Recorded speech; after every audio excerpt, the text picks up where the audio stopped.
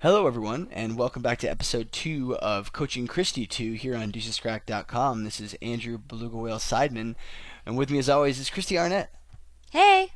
And last time we went through 4 tables of 50 cent $1, which is what we're going to do again this time. And we sort of got away from thinking about what are the sort of basic things we're going to do against your fishy guys and your loose passives and even your bad aggressives or whatever. And we're getting more into what do we do against thinking players? What do we do? Like what sorts of rules do they live by, and how do we flip those things on their head and go by a different set of rules? And we were going to do the same video that we sort of keep on going on the same video that we saw last time, but actually we have a better one that we're going to look at today, and so we're going to just move along with that.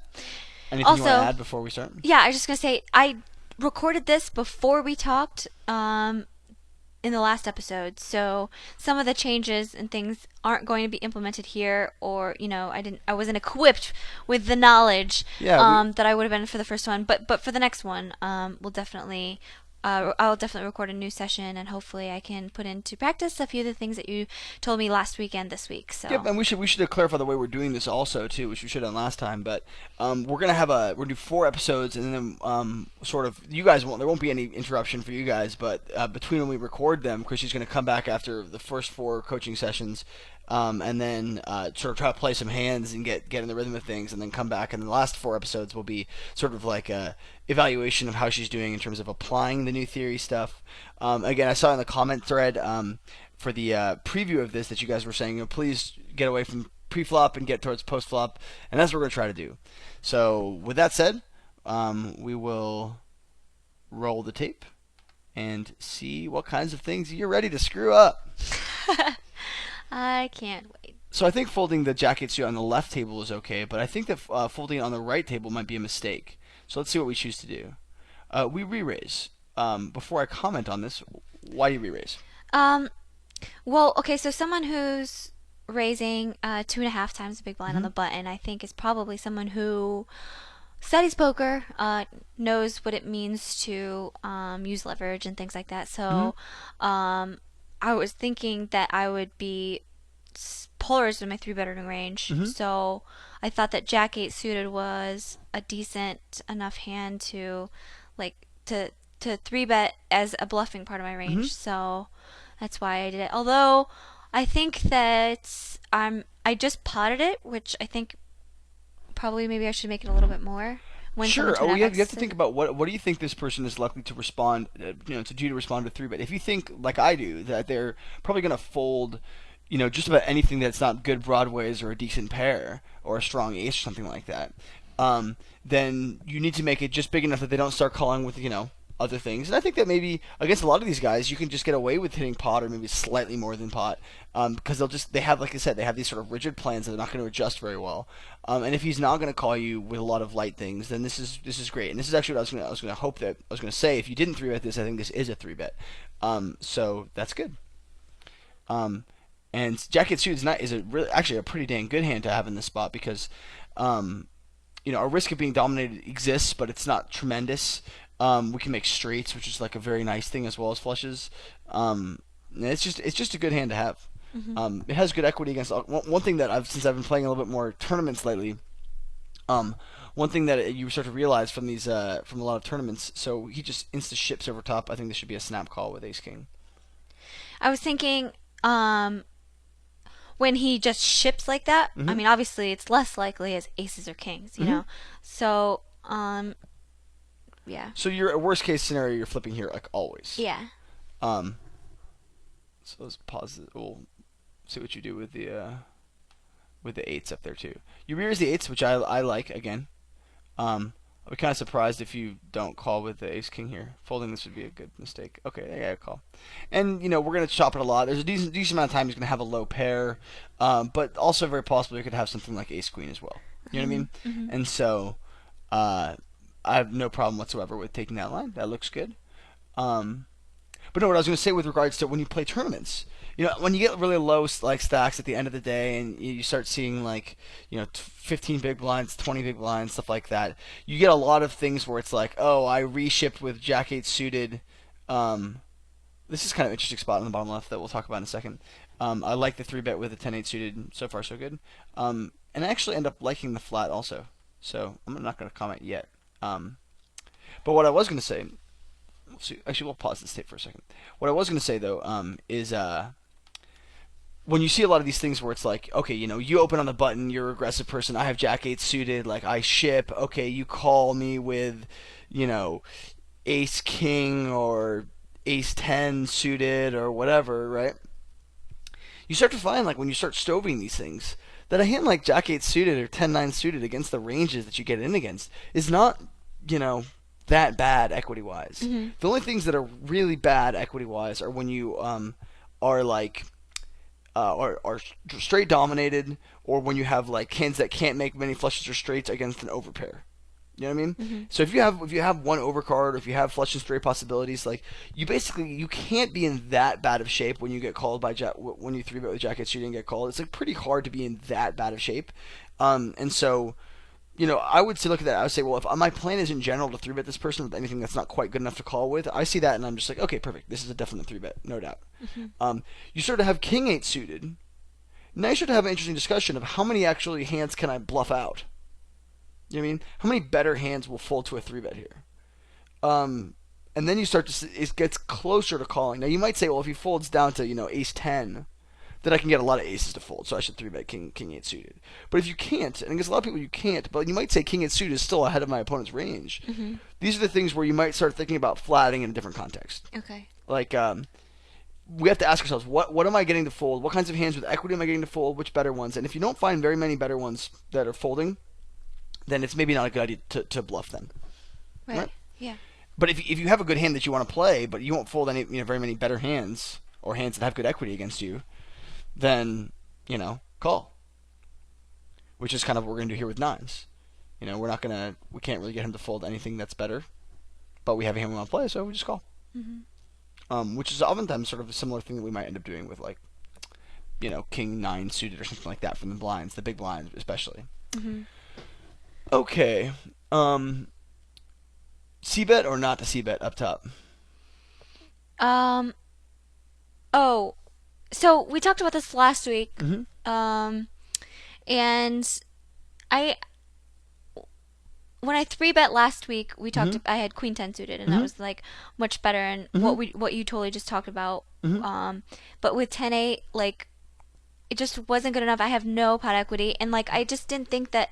I mean, obviously, I'm 3-betting because I'm pretty much bluffing, Yeah, and you're bluffing. Absolutely. so I just decided to give up. Yeah, so this is actually good. I mean, one thing that people get in really problems with post flop is their like logic doesn't add up all the way. Like we talked about this last week with the Queen 10 suited hand, Mm-hmm. where like they you 3-bet the person because you expect them to fold all kinds of things except for broadways. You don't expect them to fold broadways, Mm-hmm. right? Then a broadway smashes the flop, and people go, "All right, let's get my bluff on," right? Yeah. But it doesn't make any sense because you expected them to have broadways. Or it's like when you're running a bluff.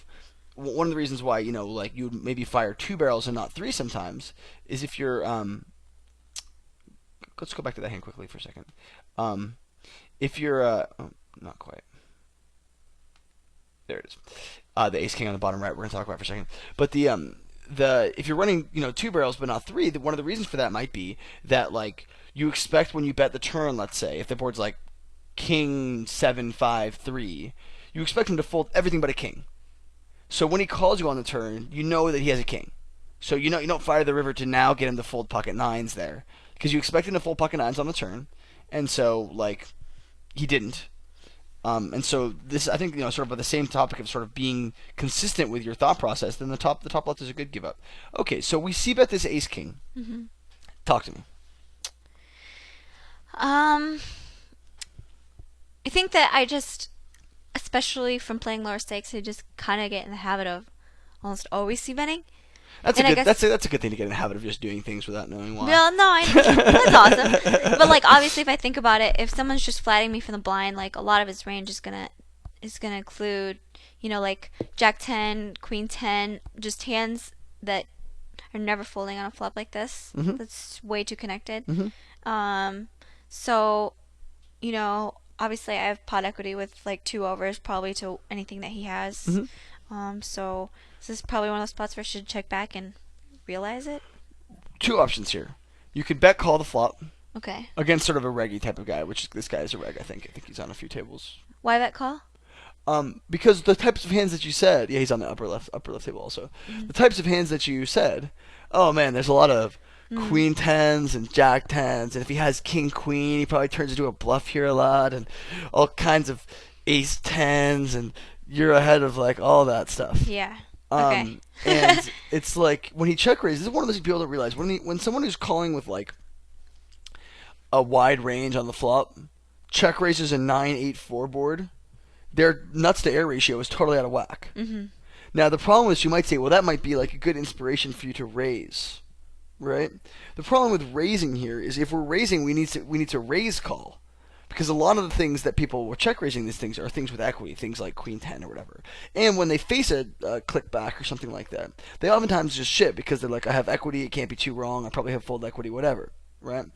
So you either have the option of bet calling, bet 3-bet calling, or just checking back, Mm-hmm. right? Checking back has some negatives in that if your opponent has something like pocket threes or pocket fives that would have folded on the flop, you don't get them to fold anymore. If your opponent has something like I don't know, ace 10 that was drawing like really thin, like you give a chance to catch up, for free. Like, there's sort of some reasons why checking back is not necessarily better. With the king of hearts, I really like a bet call here. Okay. Okay, Yeah. and just being aware that on a lot of turn cards, it's very difficult for your opponent to actually get his nuts to air ratio back in line, right? Not to mention, what are the type of cards that people would continue bluffing here? If he has, let's say, give him queen 10. Like 10, jack, queen. Those cards would definitely be things he would fire, which are good for him. But what other cards? Hearts, kings, aces. 7. Yeah. But things like, well, my point was that, like, things that are good for you, like aces, kings, and hearts, or he's going to think are good for him to bluff. And so, like, if I was going to bet this with the intention of running a multi-street bluff, like trying to get him off of, like, small pairs and being able to, let's say, if he has a hand like, 10-8 suited or something like that, being able to barrel a whole bunch of cards and get him off of that on later streets. You know what I mean? So, like, I think that the bet here is actually pretty good. If I didn't have the king of hearts, I might take the check back line. Okay. You know what I mean? Yeah. But, like, with the extra equity of having the king of hearts, I kind of like a bet call here, and then remembering that if the turn card comes like so many things are just not a big deal for you, because like really the worst cards in the deck for you here are like tens, jacks, and queens. If a 10 jack or queen peels off, That's not a heart. that's even with a heart, like Yeah. those are just really awful cards for you. Yeah. But if it's not a 10 jack or a queen, or maybe a 7, like what the hell can he have? It's hard to make sense. Yeah. It's really hard to make sense. When you're calling with a whole bunch of stuff, it's hard to make sense. Yeah, it's funny because I was sort of thinking along those lines, and then I timed out because I couldn't get through all the things that I was trying to think about fast enough. Well, it's a question about like not being intimidated by someone being aggressive, but thinking actually in terms of ranges. So he's raising here. A raise is a representation of a big hand. It's I have a value hand. That's what a raise means, right? Now when you're bluffing, you try to represent you have a value hand also. But if we're going to say, okay, he's going to try to claim that he has a value hand. Okay, fair. He may have a value hand. But how many value hands can he have relative to not value hands there? What does he do with a lot of things that I'm way ahead of? Things like, what does he do with king queen there? A lot of regulars will check raise king queen there every time. And king queen is drawing really bad. You know what I mean? And then, you have to, you sort of have a couple options on later streets. And then what happens if he fires the turn? Well, on a lot of those, blanks, against a really aggressive person, you can either call or raise the turn. Against sort of a less aggressive person, these are sort of something you pay attention to, and like gain put a note down or gain some kind of awareness of, is what do people do when they get called in these spots? You know what I mean? Like when a good way to note this is, does somebody check fold the river after they fire 2 barrels, right? Yeah. Does somebody check fold the turn after they check raise the flop, right? Because when you learn little things like this, that will help you a whole lot in knowing whether or not, like, if the turn card is a 3 offsuit and he fires again, are you supposed to call or raise or whatever? Because let's say against me, and this may be giving away a little bit about my game, but whatever. Against me, it's probably a mistake it's probably a good thing to call the check raise, and probably a mistake to play back if I bet the turn. You know what I'm saying? because I'm going for a lot of dead money pickup on the flop usually, and then like when I get called, I shut down a whole bunch. Mm-hmm. But you could notice that by playing against me, for not very long, because let's say the first time that I check raise that board and you've got pocket kings and you call, and then I check fold the turn, you're like, okay, I have a good sense of what he does now when he gets called in a check raise or when he gets called in a 3-bet or whatever. Mm-hmm. I 3-bet you call in position. I check fold on a queen high board. Like that's like, that tells you something about what this person generally does in these spots. Do they go for the insane bluff or do they not? I'm okay with the 8-6 calling the min raise here because this guy's bad.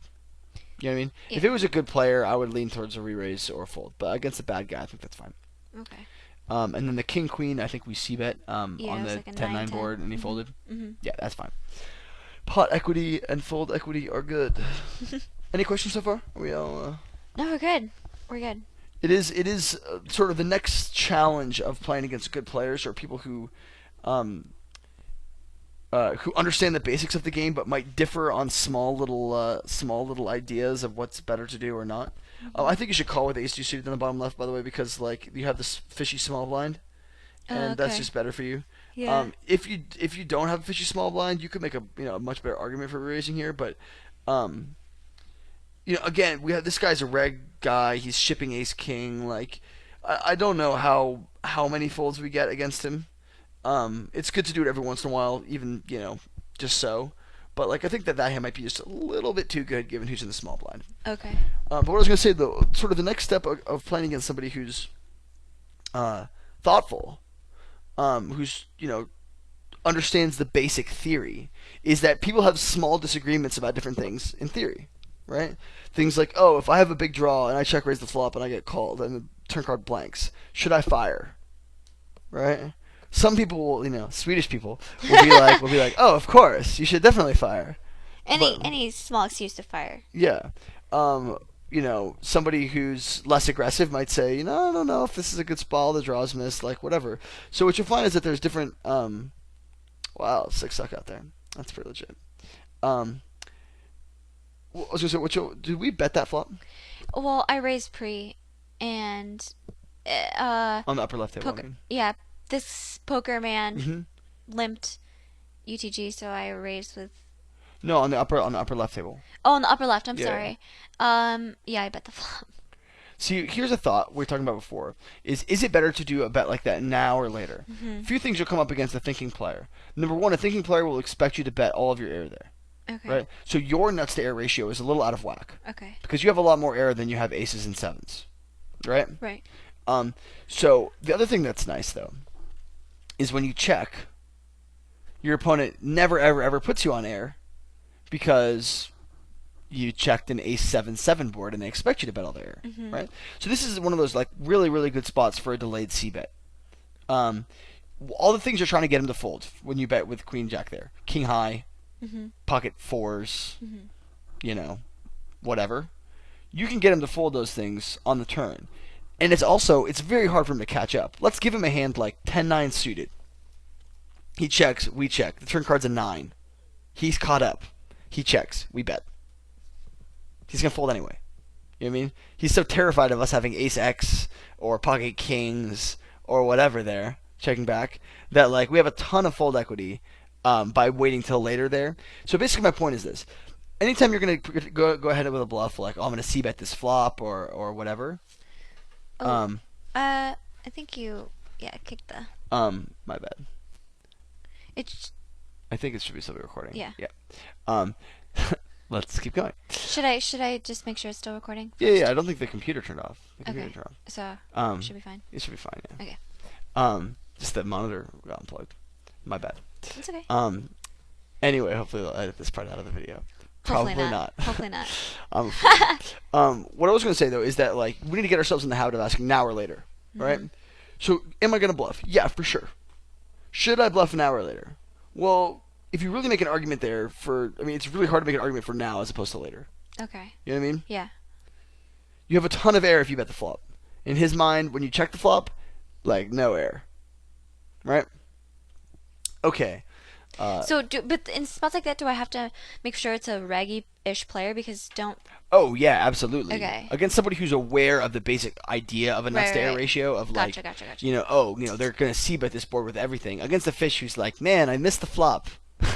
Then you can fire away all the time Okay. and do the things that have always worked traditionally because, that works pretty well. Now, actually, against some people, you could call this river. Because they call you things like pocket kings or not, excuse me, king high and stuff like that on the flop, like king 10 or king queen and stuff like that. And then um, they also have like what else? Wait, how did he have? Did he limp call with ace five? No, he raised. I flatted I see, pre-flop. I see, I see. Then he checked to Checked me on and that you flop, bet. and I bet, and then I turned a Oh, jack. that's even worse. And Betting the flop there is really bad because for the same reason I was saying before is that when somebody checks that flop, we Yeah. expect them to bet all their air. Yeah. We don't expect this guy to be good enough to take the sort of line that I was Yeah, talking that about makes before. sense. So like once he checks that flop, I'm giving up with anything. But if I have an ace or if I have a seven, I'm going to town. Because he's like, if he had, let's say, 10-8 suited there, when is he ever checking 10-8 suited on an ace 7-7 board? yeah, You know what I mean? yeah. If he has, king 10, he's still probably betting that. And if he's not betting, he's check calling with it. You know what I mean? So it's like it's when someone's just going to tell you their hand, we either have to go really aggro and bet three streets, or we have to just give up. And so I would prefer generally to just give up. Okay. Betting three streets against some people isn't so bad though. I want to get back to a point that I was talking about before, which is we need to start paying attention to little things that people like in the spots where people disagree about what to do in a certain spot. You need to pay attention to where someone lands on different types of like small disagreements like that. So like, how big does somebody c-bet? How often does somebody c-bet in this particular spot? Well, some person might c-bet when they 3-bet on an ace king high board all the time, right? Other people might not at all. So you can't just like.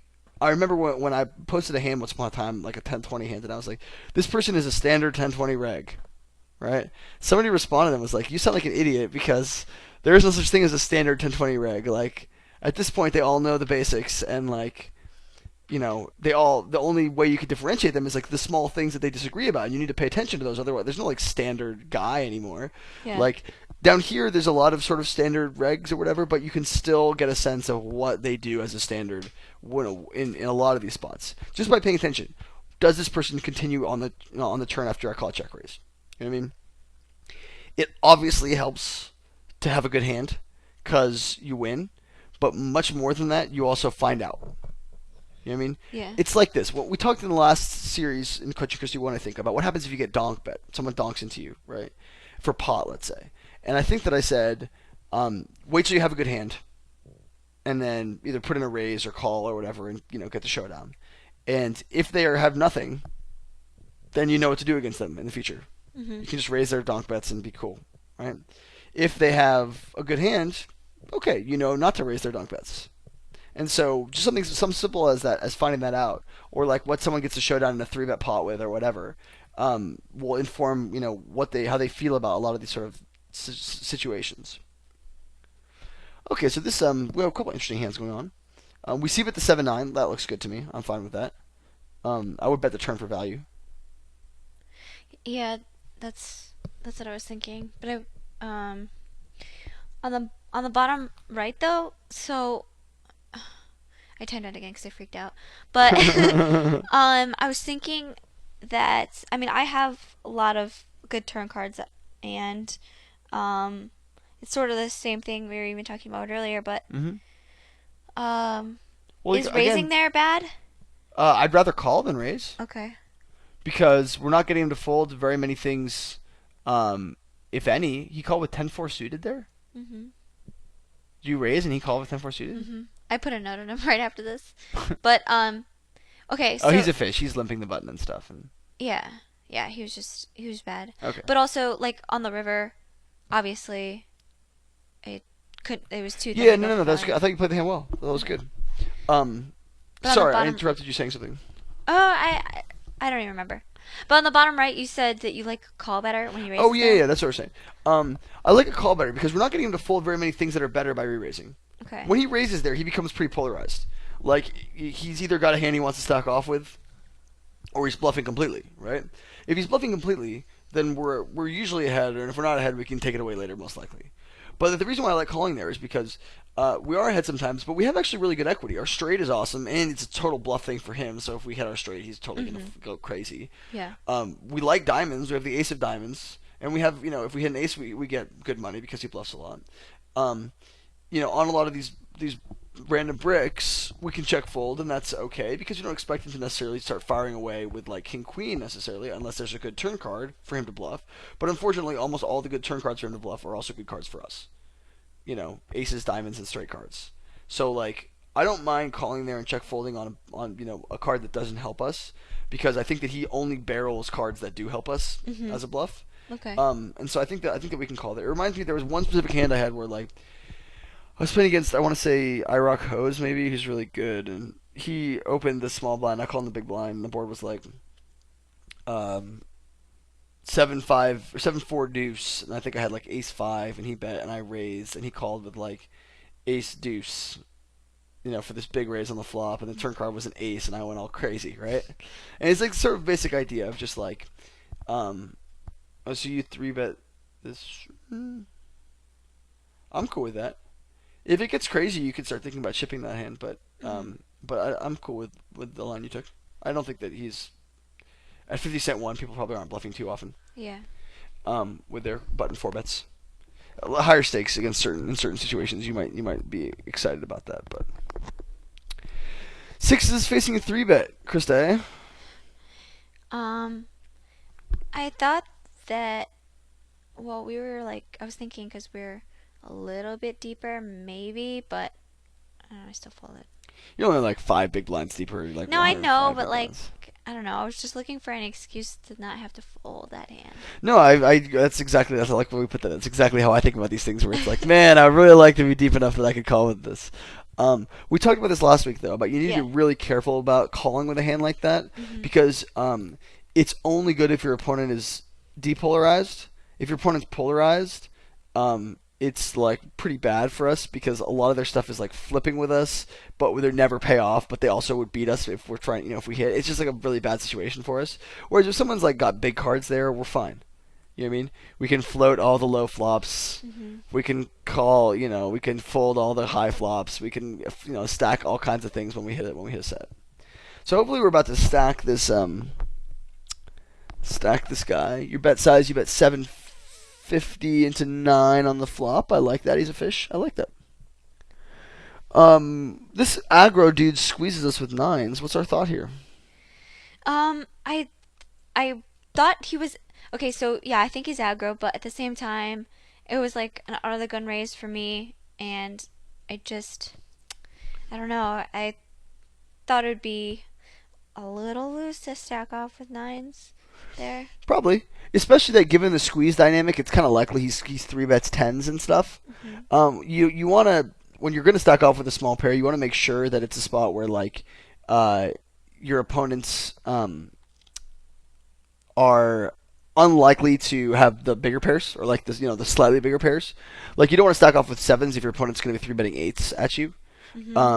But if your opponent never always flats 8s there, which I think he probably does always with 8s there, then 4-betting 9s like loses a ton of value right away. Because when someone like is 3-betting all pairs, then you should stack off with 9s all the time. You're super happy about it. But like if your opponent is flatting with 8s and below there and 3-betting 10s or above, which I think is pretty likely, then I think that it's probably a good idea to fold 9s. So yeah, good job. Definitely like a pretty textbook squeeze spot with King 10 there. Yeah.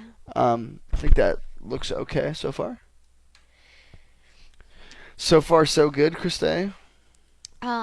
I did mark a couple of hands later.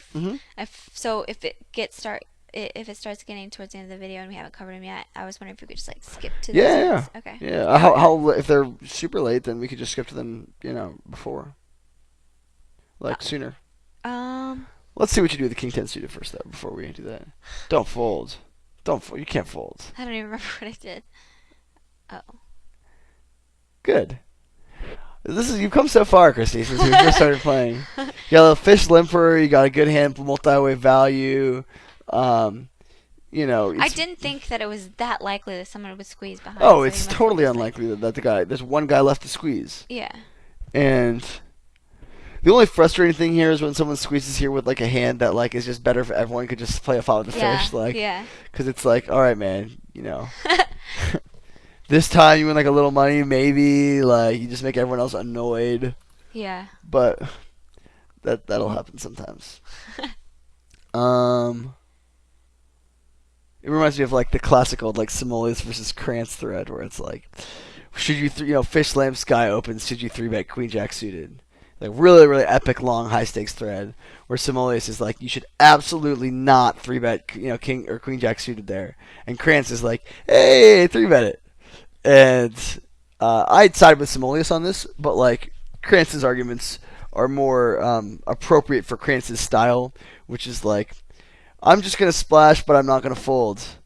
And so like people who try to play, this is what I said, people who try to play back against someone like that, try to out aggro that dude, it's just like they do usually do it wrong and they do it badly, and Yeah. like it's like when Krantz three bets his ace 10, like he's not doing it to fold it, like he's doing it because he thinks it's better than you, and he thinks you're gonna keep on putting money in the pot, which is like if when people try to get all out aggro, then they start four betting Krantz with like ace 6, and Krantz just plays perfectly and just owns them horribly.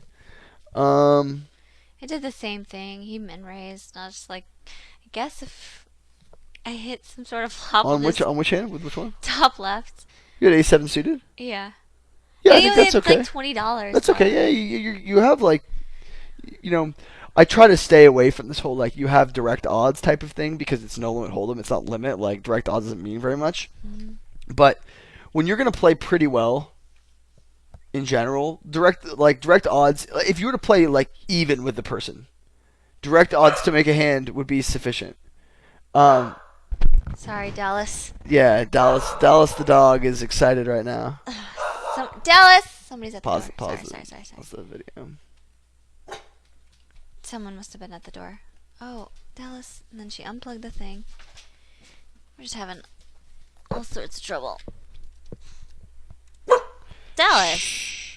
Somebody just dropped off a package. Too bad it's not my visa. Okay. No, he's going back for more. Someone's here. Hey. Hey, man. Yeah, well, we just stopped for a minute because she was barking and freaking out. Oh, sorry. Oh, that's okay. Is that me or Huh? the UPS guy? Or was it? It was the UPS guy, I think. Okay, we're just gonna keep going.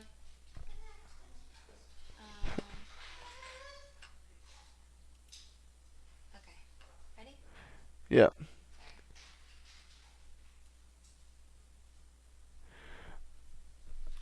What was I talking about?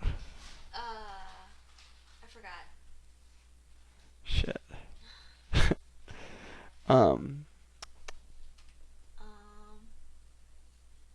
I have no idea what I was talking about. Oh, I remember what I was talking. Oh, go ahead. You just play. Yeah.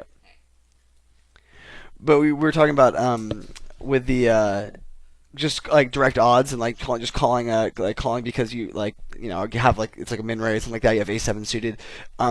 If you play even with someone, you have direct odds to make a better hand than them. Then obviously you would want to call. But if you're playing better than someone, you don't need quite direct odds. So like. Even though we're maybe like not always getting direct odds to call out of position with a7 suited there, if we're gonna play better than him, like it's fine. Obviously, the more he makes it, the less we're able to do that. So if he gives us, if he makes it $8 there instead of 2, like we're probably not getting anywhere near, the type of odds we need to make a better hand, than him because he's probably got a better hand than us to start with first of all. So I think that's fine. Okay. The aces hand a second ago, we just raised and bet the flop and everyone folded. I think. Unfortunately. That's the way it goes. That is the way it goes. But no, it is heartening to see you doing things the right way pre-flop. I think there's still a fair amount of stuff that needs to get improved upon post-flop Absolutely, for sure. to get us aggressive in the right spots, to have us not fold equity in the spots that we kind of have been folding equity. But most importantly, I think the thing that we really need to work on is is balancing this idea of nuts and air ratio, the NAR. because if you understand NAR, and your opponent's NAR, uh, it becomes very hard for you to make mistakes against their range. Hmm. Um, if you don't really understand, it's the same idea. Like fish don't understand NAR at all.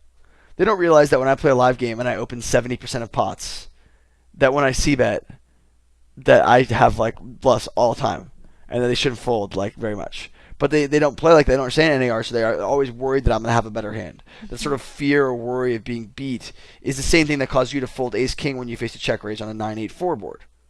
You know what I mean? Oh no, he could totally have a set here. Well, sure. When I open 70% of hands, I could also have a set, Yeah. but I probably don't. When you play against a bad aggressive person, they have so much error that you never worry if they have a set. If they're going to run hot against you, they're going to run hot. What are you going to do? Um, but that sort of fear still exists of, oh, I'm going to screw up. I'm going to make the wrong choice against this person. Which is where you have to get out of the idea of I'm playing against a hand and back to the idea of I'm playing against a range, and that range consists of an NAR. And if you can really think in terms of the NAR and understand your own hand's equity against those ranges, you say, okay, well, Ace King is actually doing okay against these things on a lot of turn cards. So, like, let me see what the turn looks like before I, freak out and start folding. Hmm. So somebody's NAR might change dramatically from street to street, like we were saying before. If somebody, pots the turn after you call the check raise, they might no longer have any bluffs. A good player will manage like his own NAR to a point where like it's the opposite of what his opponent thinks, right? Let's say you call that flop, you fold that check raise because you think I have a lot of nut hands. So then I would want to bluff a lot. But Okay. you call the check raise when you have a lot of nut hands. So then I would want to only value bet. We're getting a little bit three happy against this guy on the bottom Yeah, left. for sure. Like once upon a time you could just keep doing this because people like didn't do a very good job of playing back and stuff. Yeah. But it's almost to the point now where like given how aggro people are and how like aggressive people are getting, you might take a hand if there wasn't a fish in the small blind, especially. We'll talk about this king queen hand in a second. But if you if you didn't have a fish in the blind, like let's say the fish was under the gun there and folded, right? This guy opens, and let's say instead of having whatever it was you had there, king x suited or something, if you had like say pocket fives, okay, your value from calling with pocket fives pre-flop would be the value of getting a set, the value of somehow playing a pot post flop and winning it, whatever. You may actually find that against a lot of these people who are like really super aggro, like don't like to fold to three bets or whatever, that you might get more value by three bet five betting it. Three bet it, he four bets, but he four bet bluffs a lot, and most of his four betting range is not like value against you. It's like mostly ace king, ace queen, and stuff like that. And then when you ship, like, it is like obviously a little bit more high variance, but it's pretty good against somebody who is sort of like that you couldn't bluff very well with king eight suited there. You know what I mean? He's going to open a lot of hands, but he's just going to, he's going to fire four bet a lot. He's going to play back a lot, especially someone who four bet folds. It's sort of one of those really unexpected things when when the other person has ace king and they four bet and you ship and they call and they're like, what? You have fives? Yeah. And then first of all, it's also super tilting when they lose. It's like you have fucking fives. You do this with fives. And then, but then you obviously would have to readjust or whatever. But the idea is that it's sort of people are so anal about getting like three bet too much. They're like, I cannot lose my three big blinds. I have to four bet. That you can take advantage of them by three betting more things that you want to ship. Okay. Or Yeah. three betting more things Yeah. that you don't want to fold, basically. Essentially, like widening your three bet value range. I know the last time we talked, I was like calling ace queen in position against a regular is a good thing, but nowadays you can probably get a lot of value by calling it or by three betting and not folding it, because people are so aggro that they don't want to get bluffed that like they'll four bet you, bluff you a lot, and then like we talked about last week, we can call or we can play poker against them and use our equity advantages and stuff like that. Okay, let's discuss king queen. Yes. So we open, get a call. One call or two calls on the flop? I missed that. Pre-flop one. So just heads up pot on flop. Yeah. Flop Okay. is queen jack 7. We bet flop for value. Get a call. So far so good. Turn card is a king. Top two pairing us. We bet and take a small raise. What's your thought? So, I thought that on the flop, like I thought that sevens or jacks would raise, given how draw heavy the board is. Hmm. And when I bet the turn, I thought that the only real hand I'm worried about right now is 9-10. I would throw ace 10 in there also. Yeah, I think ace 10 plays the same way. yeah. I didn't think about that hand. I'm saying at the time. Okay. Okay. Okay. But I was like, so What are you thinking now, though? I think. Well, you know the results, but what do you think? What do you think about this Well, situation? in the situation, I was thinking that I think I gave him credit for being able to raise a hand like King 10 or Queen 10 or Jack 10 or like So let me ask you a question before we get too far into this. yeah. The question is, how often do you think people run bluffs on king, queen, jack boards into the Yeah. pre-flop raiser? Yeah, I didn't. And the answer is not very often because they the pre-flop raiser hits those boards so often, right? Yeah. And people have a hard time folding things like king, queen, or whatever, which I think Yeah. we're probably about to discover. But I don't know the results of the hand. But so there's a few things about this to think about. Okay. Against your sort of average 50-cent $1 regular, we also should not be bluffing in these spots because people don't fold king queen, right? Yeah. It's like a very simple spot for him if he has the nuts here, if he has 9-10 or whatever, to raise and just get a ton of value because you never fold anything. Yeah. Everything you're betting here is like you're value betting the turn. You're value betting the turn for sure. Yeah. You maybe have a couple of flush draws or a couple of ace X's that you might value bet, that you might go after, but he's not going to raise to try to get you off those because if he has a king 10 type of hand, he's going to call and hope that those things miss. So to me, this is just like he makes it. It's 12. Yeah, we don't quite have odds to boat up, so we just fold. Yeah. I totally freaked out. It's just like pretty straight up. If he's not bluffing, he's value betting. Yeah. And if he's value betting, we have to think about what are his value combos. And the only question about whether or not we should continue with our hand is, does he raise king jack on the turn? And my prediction is no.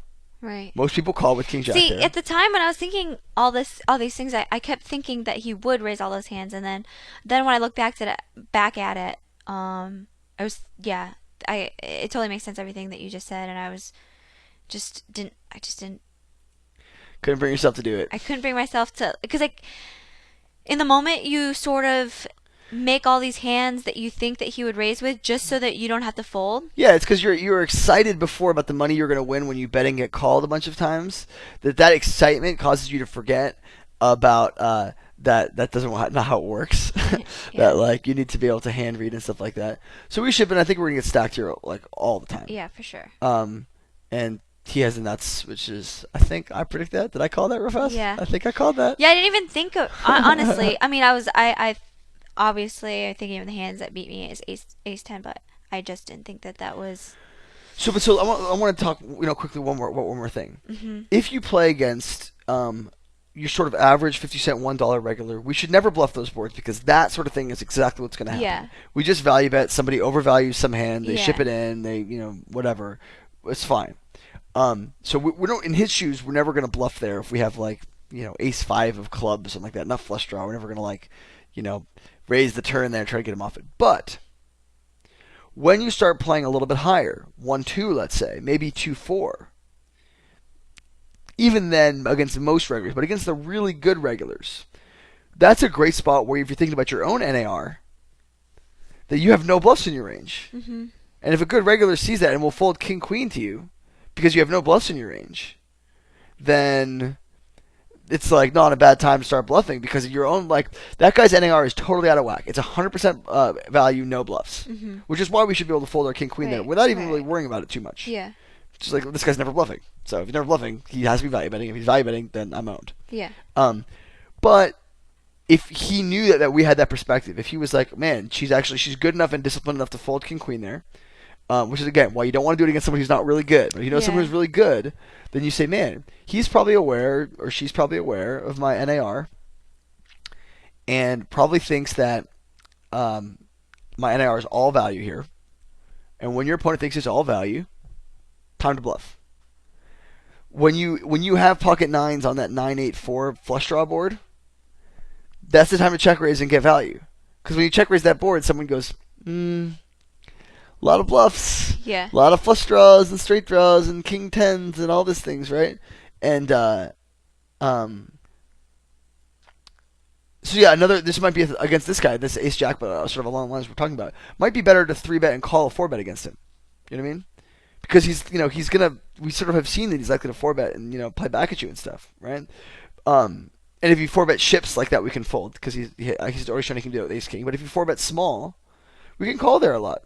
We can call and play poker against him. Mhm. Just an idea. Just working on some different ideas. Yeah. But what was the point I was going to make before? There was a good point there somewhere. About NARs, about like managing, these things. When you're up against somebody really good, you love check raising that pocket, those pocket nines, and because it looks bluffy and you have a value hand, and you also kind of like raising like ace five of clubs there on the turn because it looks so valuey, but now you're bluffing. You know what I mean? Yeah. You can get incredible folds when you like never rep anything but the nuts. Mhm.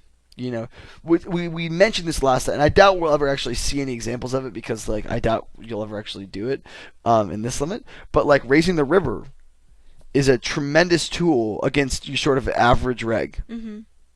They have been programmed, rightfully so, from coming up through micro stakes, that anytime somebody raises the river, they have the nuts. Mhm. They know for sure that they're going to win.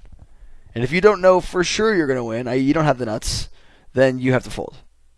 Right? Mhm. So there's a lot of spots where it's like somebody bets and you call on a dry flop. Somebody bets again and you're like, I'm kind of bluff catching, but I call.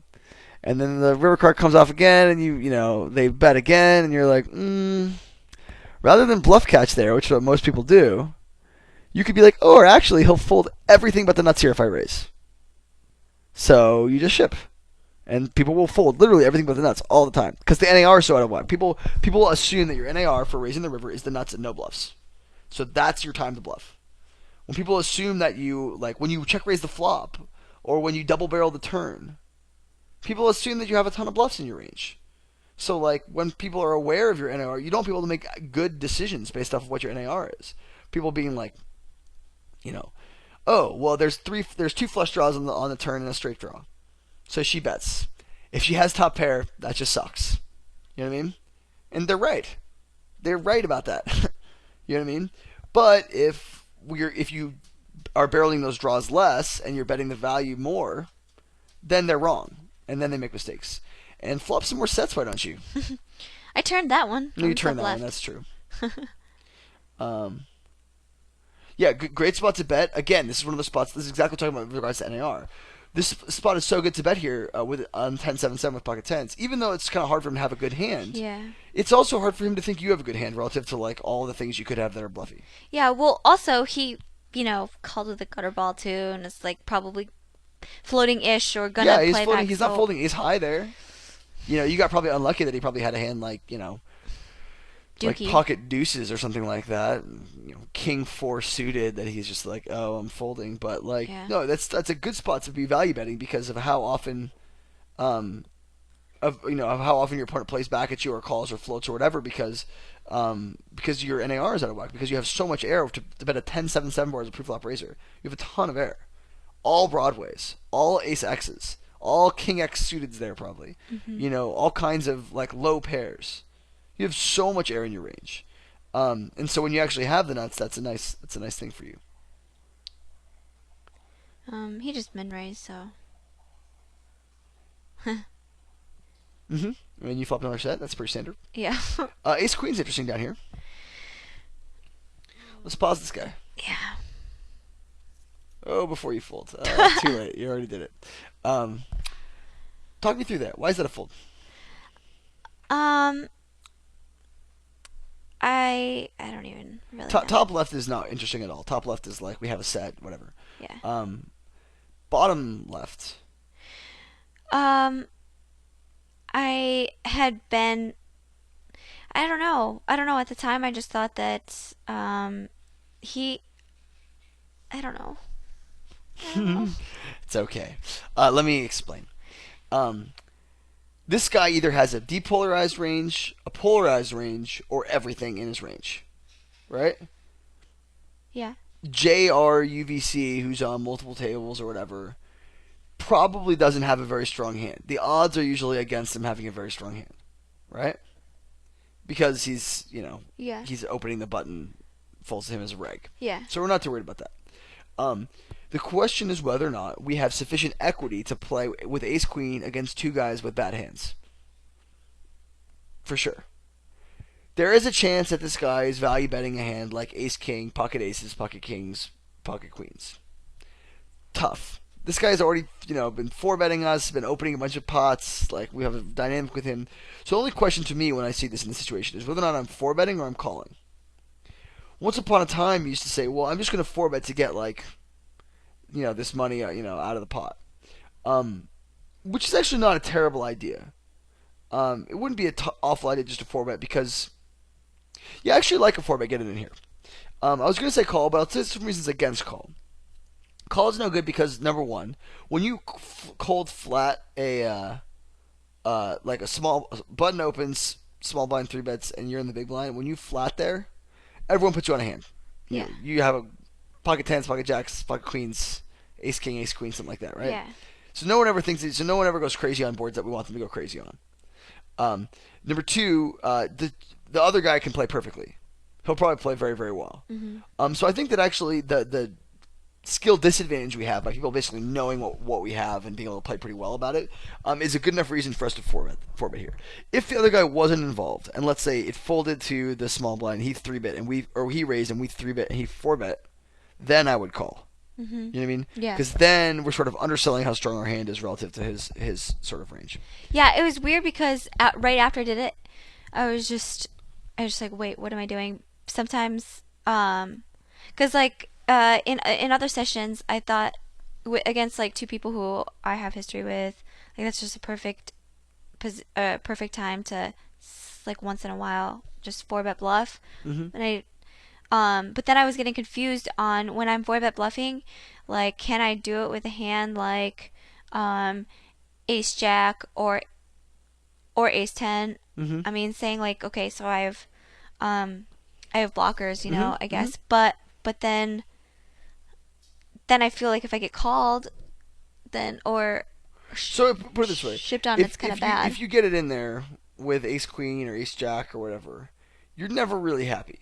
Yeah, It's never really a spot that you're like, you never get it in good per se. yeah, However, what you have to say is, is the money that I make from having this guy's fold, so is the, what, 14, 15 big blinds that I make, variance free, plus the equity that I have when I get called, are those enough, to compensate for the times that I lose?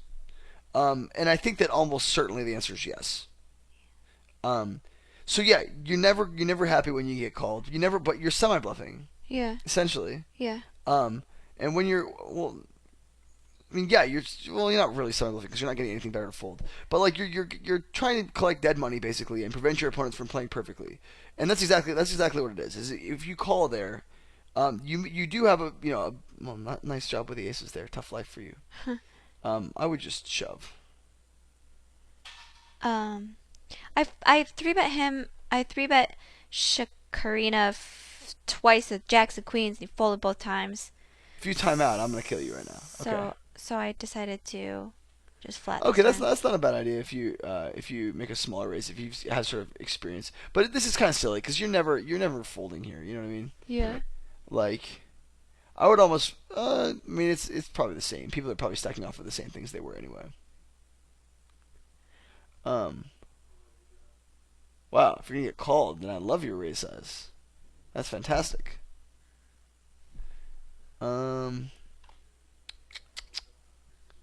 No, I think that's fine. But no, what I was gonna say is this. Just because we're not really happy when we get called, doesn't mean that it's not a plus UV move. Uh, you know, put it this way: we are not like really happy when we get called with Ace King. Yeah. Not really happy. Yeah. We're not super happy when we get called with Queens. So just being happy about a situation is not significant enough for us to rely on that as like a situation. Like, oh, I'm not happy when I get called with queens, so I should Yeah. probably just fold them or something. Like, no, it's just like you understand that the equity you have plus the dead money in the pot will compensate for the times that you get it in bad, Hmm. which is the same time you value bet any time you don't have the nuts. You know what I mean? The fact that guys fold, the fact that they sometimes I have equity and I win sometimes, um, will compensate me for the times that I'm beat. So Hmm. anytime you're thinly value betting, it's the same situation. Um, if I didn't have the same history with someone, if I didn't know he was a aggro dude, three betting a Yeah. bunch, I didn't know Yeah. it was a Yeah. regular on the button. Like, let's say it's a fish opens on the button and a regular, and then the regular three bets. They're definitely What value would you betting. do there in the big blind there? Um. It's an interesting question actually. Well, I guess I could fold because if they're or I could well I could call, but but in that case like they're obviously value betting the Uh fish, huh. but at the same time they're value betting the fish with Plenty lots of of worse hands. hands. Yeah. Yeah, yeah. Good. I like where you're going so far. So keep going. So what'd you do? So then if they're value betting with a lot of worse hands, a lot of which I have dominated, Mm-hmm. or I'm flipping with in Mm-hmm. position, then I could just flat. You'd want to flat. Now, the reason why we didn't want to flat, one of the big reasons was in the previous example, where when there's a reg on the button, is why Right. the But the reg fish can plays call and it would be fine. exactly. The reg plays pretty well. The fish could call with queen ten off. You spike a queen. The reg checks. You bet. The fish is stacking off.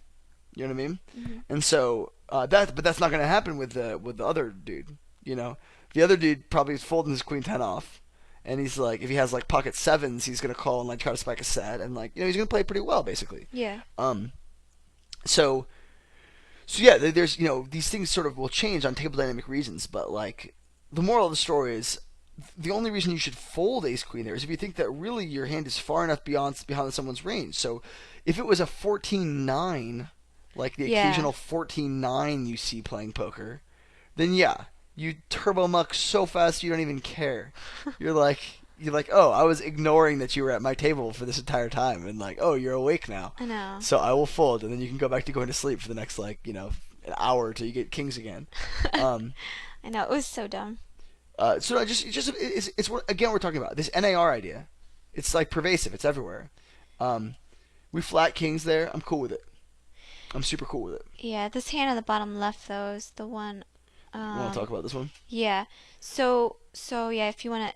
So we open. No, no, no. Oh, excuse me. Rumple foreskin. Rumble foreskin opens, and we flat with ace queen of offsuit. Again, given our dynamic with this guy, it might still be better to three bet. But since he's under the gun, Mhm. I'm cool with the flat. It's close, but I'm cool with the flat. Okay. So flop comes down queen seven deuce. He checks, and we have the ace of hearts, and we go to bet for value. Yeah. The king's set, I think it will play itself up on the upper right, so Yeah. I'm not to worry about that. And so far this is all like playing out like standardly, right? Mhm. We bet for value into this guy, and we get check raised to 30 big blinds, so a large check raise. Mhm. Um, what are you thinking? Well, I thought it was weird that he would raise pre-flop and check raise the flop. Mm-hmm. Um, I I sort of was just really confused, especially by his raise size also. Um, and I think probably the worst thing that I could do is call and then fold. Oh, Um, there's no chance I'm folding here Okay. for a few reasons. This person has to have me believe that he does not bet a set or an overpair Yeah. very often. Yeah. Then he has to choose this weird, bizarre line at the same time that I happen to flop top pair, top kicker with the very top of my range. Okay? To me, this is like way more likely to be a random like queen that got confused, like queen jack or queen 10 or something, or like some random hearts or like ace 7 or something that's just like very confused. There is a chance that the stars aligned perfectly and he has kings or pocket sevens. But keep in mind, it's hard to have aces. You have an ace. Very hard to have queens. You have queens. You have a queen, right? So he's really looking at like hands that beat you, sets of sevens or deuces, pocket kings, and he has to check those on the flop. So if the stars align and like those are the hands that he decided to check this time when we flop top pair top kicker with a nut redraw, and that's how that happens, then I can't fold this. Yeah. Okay, so a couple of things that I was thinking about was I would ship the flop for value though. I think he calls with plenty of worse things on the flop. When he makes it this big, he calls with his flush draws if you ship. Yeah, that totally makes sense. I was thinking that a turn. I mean, obviously, if I turn a heart. Every turn is good for you. Yeah. I thought that it was a little less likely that he would be check raising on a bluff though, because I bet with one person behind me. So. Sure, no. I mean, but this is again what I'm saying. Like it's. I think he's like reasonably likely to have something that he has equity that has like something good. Some stake in the pot, which is why I like a shove on the flop because I think that he calls with a lot of worse things. Yeah. But like really, he's not gonna bet a set into two people here. Yeah.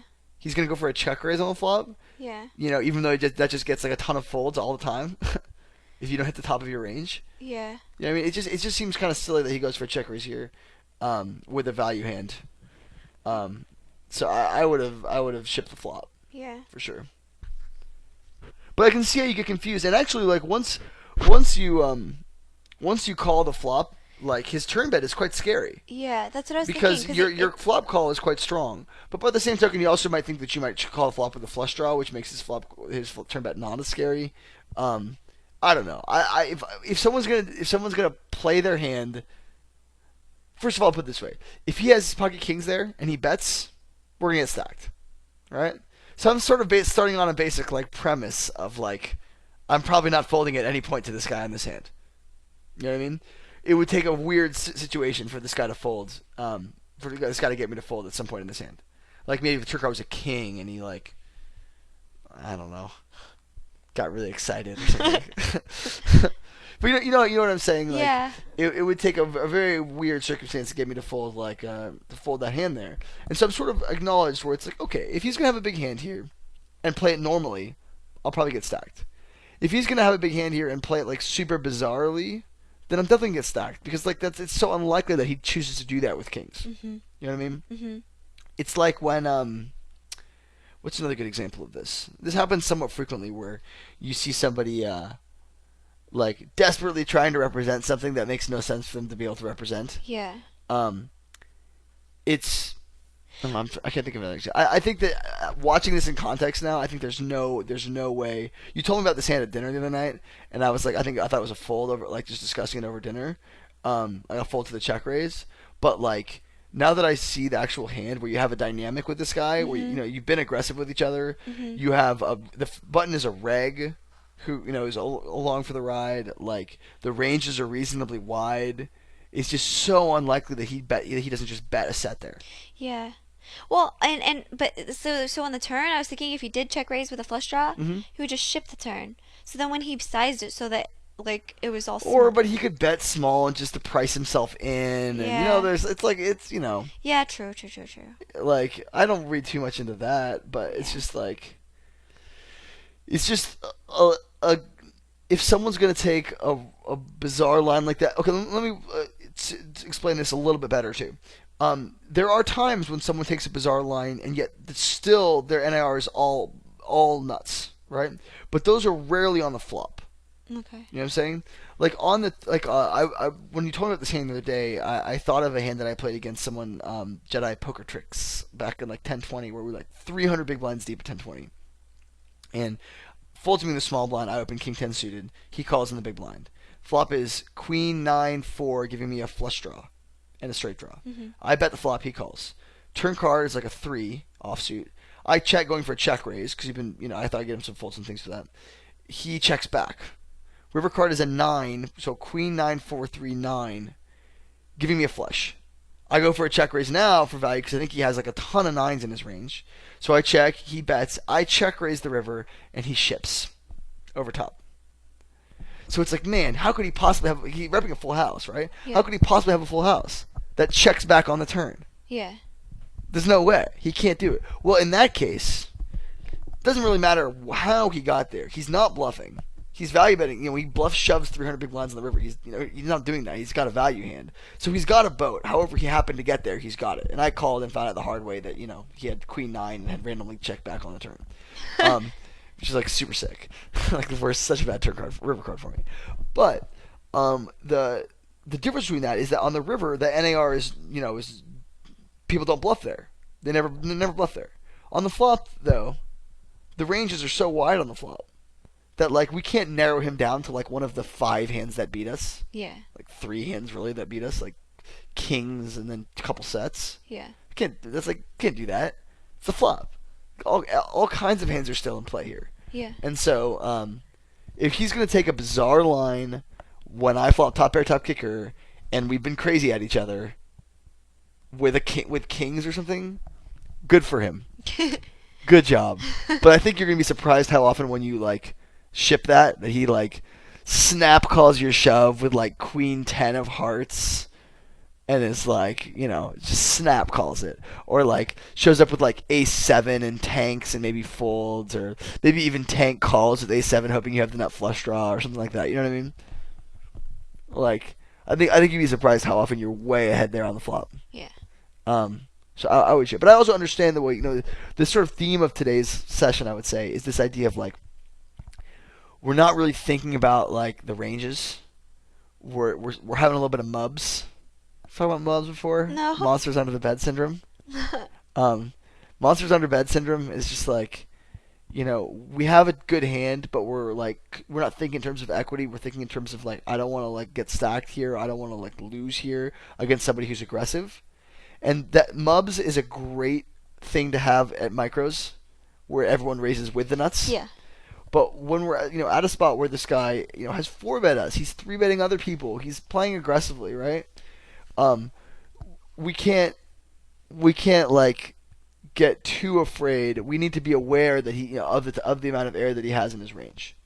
And I think on that bottom left table, and this also potentially could happen because like you've been losing a bunch of pots on that table, but on that table especially, you've now started to get totally out of whack 3-bet happy. Yeah. You're 3-betting like Yeah. every other hand now, and I think that we need to go the other way with it. When we start losing, pots and people are playing really aggressively back at us, the trick then for us is not to keep on bluffing at them. When I sweat tournaments with my one and only stake E and horse, we're always talking about like what sorts of things we should do, and he's sort of, I guess I probably shouldn't. Well, no one knows who he is. It's okay. He should. He was folding things like king 9 on the button when he has like 15 big blinds left, and be like, well, why? He's like, oh, because no one folds the ace, and it's just like so simple when you put it like that. But when you start thinking about like what people are actually going to fold, what are you actually getting them to fold? Because if you think there that when you 3-bet with your 10-6 suited on the bottom left, like we just did a second ago, they're not folding any broadways. They're not folding any pairs. Well, we've already seen that. They're probably not folding like very many combos of ace X or king X because they're probably playing back with those, right? So really, we're trying to bluff them off of like very remote combos of queen and jack X, which they still may not fold. Mm-hmm. So really, if you think about like what am I trying to get to fold, like now at this point, now that we know what's going on at that table, there's not very much. Yeah.